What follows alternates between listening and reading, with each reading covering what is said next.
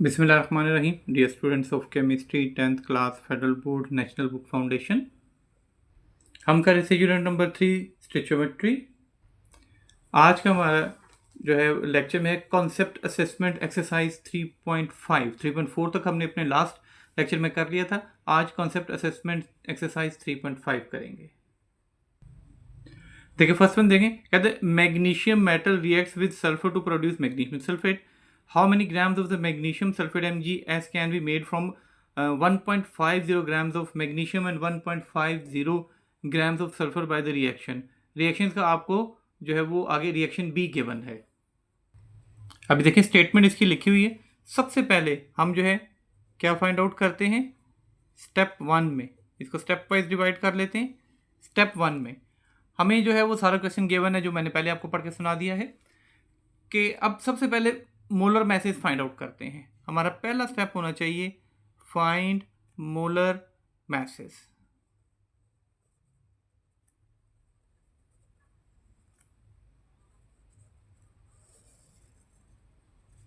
Molar message find out करेंगे। अब ये देखें इसमें क्या है, mg। mg का मोलर मैस कितना है, 24 ग्राम्स पर मोल। उसके बाद क्या है, सल्फर। सल्फर का कितना है, सल्फर का होता है 32। और फिर मैग्नीशियम सल्फेट है जो हमारा प्रोडक्ट है, मैग्नीशियम सल्फेट MgS, तो इन दोनों को प्लस कर देंगे क्योंकि Mg का 24 है और S का 32 है। इसको प्लस करेंगे तो आ जाएगा 56 ग्राम्स पर मोल। ये हमारे पास इनके जो है वो मोलर मैसेज आ गए हैं। सेकेंड स्टेप में हम क्या करते हैं कि हम सबके मोल्स फाइंड आउट करते हैं। ठीक है, तो हम क्या करेंगे, कैलकुलेट द मोल्स। हम जो है वो मोल्स सबके कैलकुलेट करते हैं इस तरीके से, मोल्स ऑफ Mg। मैग्नीशियम के मोल क्या हो जाएंगे, मोल का क्या फार्मूला होता है, वो होता है मैस ओवर मोलर मैस। सो मैस हमें कितना गिवन है क्वेश्चन में, देखें 1.50 ग्राम्स, Mg 1.50 ग्राम्स। ठीक है, ये हमें वो गिवन है उसका मैस। तो वो क्या आ जाएगा फिर हमारे पास 1.50 डिवाइडेड बाय Mg का है 24। इन दोनों को जब डिवाइड किया जाएगा तो आ जाएगा 0.0625 मोल्स।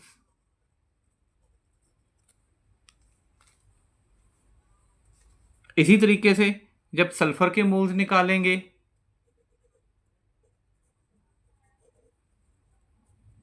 मोल्स ऑफ सल्फर, वो क्या हो जाएगा 1.50 डिवाइडेड बाय 32।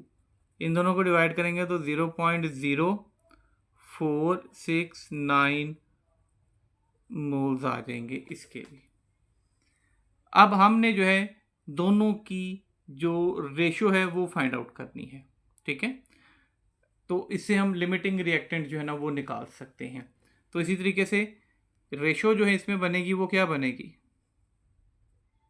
अब जब हम निकालेंगे तो वो इसमें से जो Mg है वो क्या आया है 0.0625 और जो सल्फर है वो है 0.0469। ठीक है, अब रेशो देखें इसमें कितनी है रेशो हमारे पास, शुरू में जो गिवन है रिएक्शन में देखें एक मैग्नीशियम और एक सल्फर है, 1:1 है ना, वो तो डायरेक्टली अब हो जाएगा हमारे पास।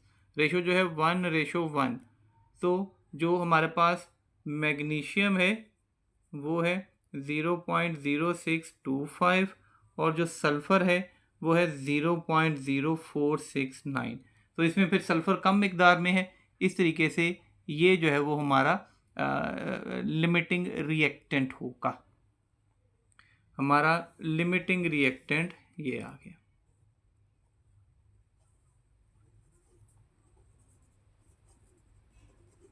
क्योंकि ये कंपैरेटिवली लेसर अमाउंट में है। अब हम जो है वो मैग्नीशियम के मोल्स जो है वो फाइंड आउट करते हैं कि मैग्नीशियम के मोल्स कितने हैं, और फिर जो है वो मैग्नीशियम के जो मोल्स है मैग्नीशियम सल्फेट में उसको ग्राम्स में कन्वर्ट कर दिया जाएगा, क्योंकि यही उसने मांगा है ना कि कितनी मैग्नीशियम जो है ना सल्फेट इससे बनेगी। तो भाई मैथ्स हमने फाइंड आउट करनी है। अब हम जो है इनके मोल्स मैग्नीशियम सल्फेट के करते हैं। अब ये देखें रिएक्शन क्या था हमारे पास, रिएक्शन था MgS, यानी कि एक मैग्नीशियम और एक सल्फर था। इसका क्या मतलब हो गया, 1 मोल किसके of sulphur is equal to 1 mole of MgS magnesium sulphate. यहाँ से देखें कि जो एक मैग्नीशियम था, ठीक है, मोल, उसने 1 मोल ही मैग्नीशियम सल्फेट का बनाया, दोनों के साथ 1 है। सो इस तरीके से 1 मोल जो सल्फर का है वो 1 मोल मैग्नीशियम सल्फेट का बना देगा। तो इस हिसाब से फिर जो moles of MgS magnesium sulphate वही होंगे जो सल्फर के थे, और सल्फर का क्या थे 0.0469, इसके भी उतने ही होंगे। अब हमने जो फाइंड आउट करना था वो यही था कि कितनी सल्फर बनेगी, तो हम उसको ग्राम्स में कन्वर्ट कर देते हैं।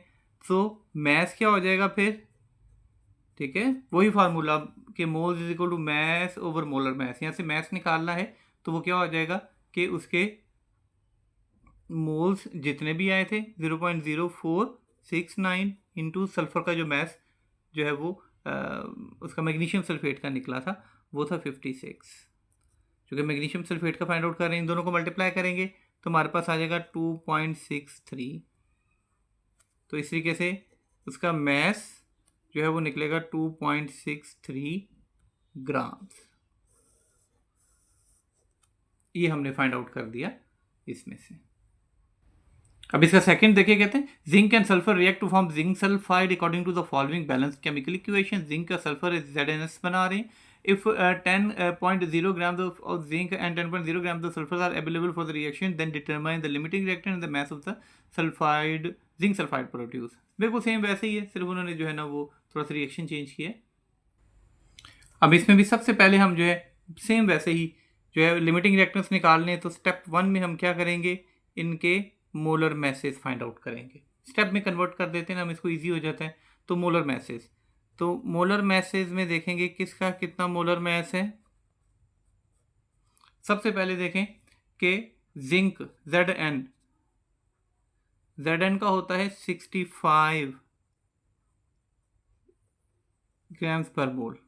इसी तरीके से साथ में है सल्फर, ठीक है, सल्फर 32 होता है, और साथ में हमारे पास बन रहा है जिंक सल्फेट, वो बाद में दोनों को प्लस करके कर लेंगे। अब इस तरीके से आप इनके मोल्स निकालते हैं। स्टेप टू में हमने मोल्स निकालने होते हैं। मोल्स निकालेंगे तो मोल्स क्या होता है, मोल्स होता है मैस ओवर मोलर मैस। अब ये देखें कितना उसने क्वेश्चन में कहा गया है, इफ 10.0 ग्राम ऑफ जिंक, यानी कि ये जिंक का मैस हो गया। तो मोल्स का फार्मूला क्या होता है, मोल्स बराबर होते हैं मोल्स ऑफ जिंक, ये होता है मैस ओवर मोलर मैस। तो मैस कितना हो गया 10 ग्राम, और यहाँ पे molar mass of zinc sulphate ZnS, तो Zn का जो है ना वो इसमें से जिंक के निकाल रहे हैं हम, तो जिंक क्या है 65, 10/65, ठीक है। सो 10 को 65 पे डिवाइड करेंगे तो आ जाएगा 0.154 मोल्स, ये निकलेंगे। इसी तरीके से मोल्स ऑफ जो है हम करेंगे सल्फर, दोनों के निकालते हैं। सल्फर का क्या है 32 और 10 ग्राम ही सल्फर है। अब आप देखेंगे क्वेश्चन में गिवन है देन 10 ग्राम ऑफ सल्फर, तो सल्फर भी 10 नहीं है, तो 10 जो है वो उसका मैस है और मोलर मैस है 32। इन दोनों को डिवाइड करेंगे हम तो हमारे पास आ जाएगा 0.3125, ये मोल्स निकला है हमारे पास। अब बिल्कुल वैसे ही हम देखते हैं इनकी रेशो तो 1:1 ही है। कैसे कि जो रिएक्शन है उसमें देखें कि 1 ये मोल जिंक है, 1 ही सल्फेट है, जो कि 1 मोल जिंक ZnS बना रहे हैं, तो लिहाजा इसके दरमियान में रेशो जो है वो तो 1:1 ही है। सो रेशो इज इक्वल टू 1:1। जो इंपॉर्टेंट पॉइंट है, हमारे पास दोनों की रेशियो जो है 1:1 ही आ रही है। अब ऐसी सूरत में देखेंगे कम कौन सा है। Zn जो है वो 0.1 है और ये 0.3 है। सो Zn इज, जो लेसर अमाउंट में होता है वो ही लिमिटिंग रिएक्टेंट होता है।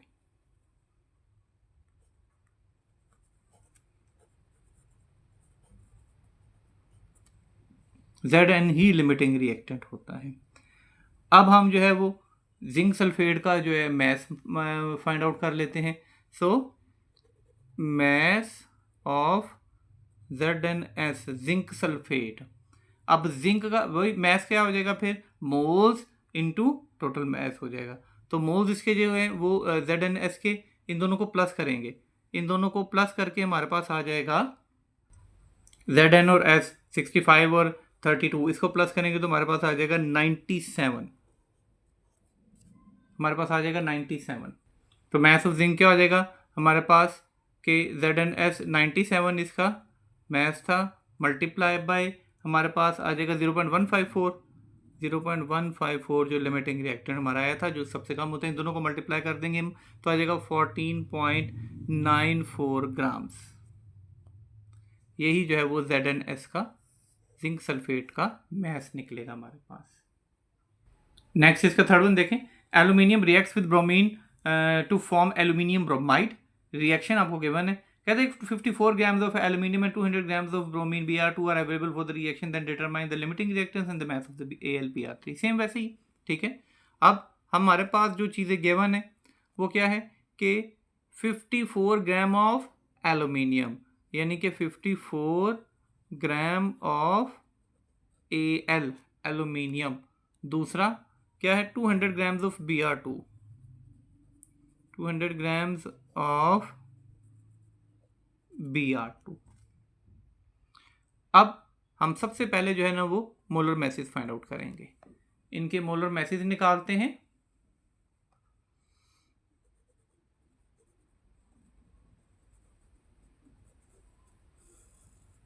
मोलर मैसेज देखेंगे, ठीक है। हमें पता है एल्यूमिनियम जो है उसका क्या होता है 27 एल्यूमिनियम होता है, आप पीरियोडिक टेबल से भी चेक कर सकते हैं। Br2, ठीक है, 2 है तो फिर मल्टीप्लाई होके आ जाएगा 160, और साथ में हमारे पास बना है AlBr3, तो ये हमारे पास आ जाएगा 267 ग्राम्स पर मोल। ये सारे अब जो है वो हम वैसे ही मोल्स निकालते हैं। मोल्स बारी बारी सबके मोल्स निकालेंगे। सबसे पहले एल्यूमिनियम का आ जाएगा। एल्यूमिनियम का क्या है 27 ओवर इसका जो एल्यूमिनियम 54, इसका मैथ सॉरी 54 था। सो एल्यूमिनियम 54 और उसका जो मोलर मैथ जो नीचे आ रहा है वो 27 है, ठीक है। मैथ ओवर मोलर मैथ होता है, तो ये आ जाएगा 2 मोल्स। इसी तरीके से मोल्स ऑफ Br2, इसके मोल्स कितने हो जाएंगे, देखें क्या है उसका मैथ कितना है 200 ग्राम डिवाइडेड बाई 160 हो जाएगा। सो 200 बाई 160 ये दोनों डिवाइड हो जाएंगे तो आ जाएगा 1.25 मोल्स। ये हमारे पास आ गए। अब हमने जो है वो यहाँ से इसमें थोड़े से रिएक्शन में तब्दीली है। अब यहाँ पे देखें क्या गिवन है कि 2 moles of aluminium react with 3 mole of Br2 bromide, we have 2 moles of aluminium, ठीक है। कि 2 मोल देखें, 2 है ना, 2 मोल एल्यूमिनियम के और 3 मोल ब्रोमीन के मिलके 2 मोल बना रहे हैं एल्यूमिनियम ब्रोमाइड के। सो ये एज इट इज पहले एक बार लिख लें ताकि आपको जहन में रहे। इसका क्या मतलब हो गया, दैट 2 मोल ऑफ एल्यूमिनियम, ठीक है, react with 3 mole of Br2, ठीक है। We have 2 mole of Al जो है वो PR2, ठीक है। हमारे पास जो है वो कितने बने थे, AL 2 मोल्स ऑफ AlBr3, इसके इतने मोल्स हमारे पास बनेंगे। अब हम इसको रेशो में कन्वर्ट कर देते हैं, ठीक है। अब रेशो में कन्वर्ट करने के लिए क्या हो जाएगा, जो 3 मोल्स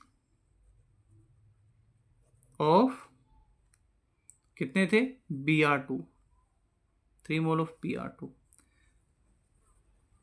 ठीक है, वो किसके इक्वल आ गए थे, 2 मोल्स ऑफ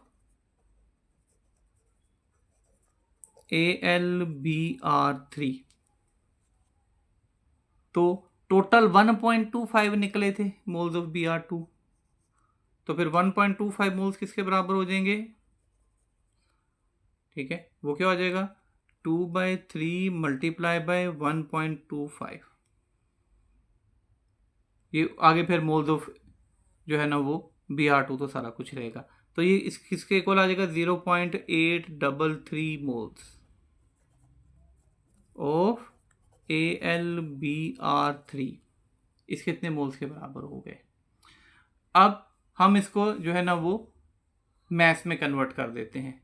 तो मैथ में कन्वर्ट करने के लिए हमारे पास क्या आ जाएगा, फिर मैथ किसके बराबर होता है, ये होता है मोल्स इनटू मोलर मैस। 267 जो हमारे पास मोलर मैस AlBr3 का आया था, इन दोनों को मल्टीप्लाई किया तो ये हमारे पास आ जाएगा 222.4 ग्राम्स। इसका मतलब है जो एल्यूमिनियम ब्रोमाइड बनेगा वो इतने ग्राम बाय मैस होगा। यही हमारा आज का लेक्चर था, सेल्फ असेसमेंट एक्सरसाइज 3.5 कंप्लीट। इंशाल्लाह नेक्स्ट लेक्चर में जो है वो कॉन्सेप्ट असेसमेंट 3.6 और उससे ऑनवर्ड्स इंशाल्लाह करेंगे। Thanks for watching.